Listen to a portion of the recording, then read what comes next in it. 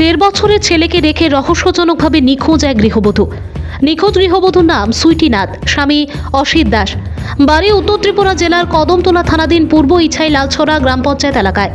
জানা যায়, আজ থেকে আনুমানিক 2.25 বছর আগে সামাজিকভাবে পূর্ব ইছাই লালছড়া গ্রাম পঞ্চায়েতের বাসিন্দা অসিত নাথের সাথে বিয়ে হয় একই গ্রাম পঞ্চায়েতের 2 নং ওয়ার্ডের তহসিল অফিস সংলগ্ন এলাকার সুইটি নাথের। বিয়ের পর তাদের কোল আলু করে এক পুত্র সন্তানের জন্ম নেয়। বর্তমানে ছেলের বয়স 1.5 বছর। এতদিন সবকিছু ঠিকঠাকই চলছিল।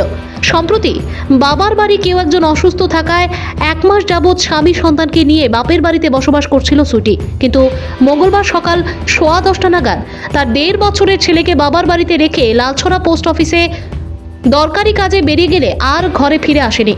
গোটা দিন চলে গেলেও সুইটি বাড়ি ফিরে না আসলে স্বামী সহ বাবার বাড়ির লোকজনের মাঝে আতঙ্কের সৃষ্টি হয়।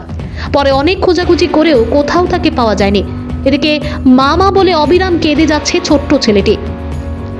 অবশেষে এদিন সন্ধ্যায় নিখোঁজ গৃহবধূর স্বামী স্ত্রীকে ফিরে পেতে কদমতলা থানায় একটি নিখোঁজের মামলা রুজু করেন।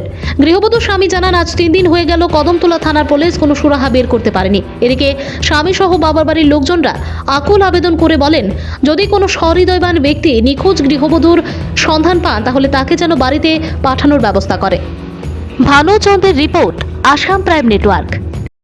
9 তারিখ আমার ওয়াইফ ঘরে আসলো আর কি। তো আমি বাড়ি থেকে বাড়াইছি কাজে যে বার হয়েছি। কি কাজ করেন?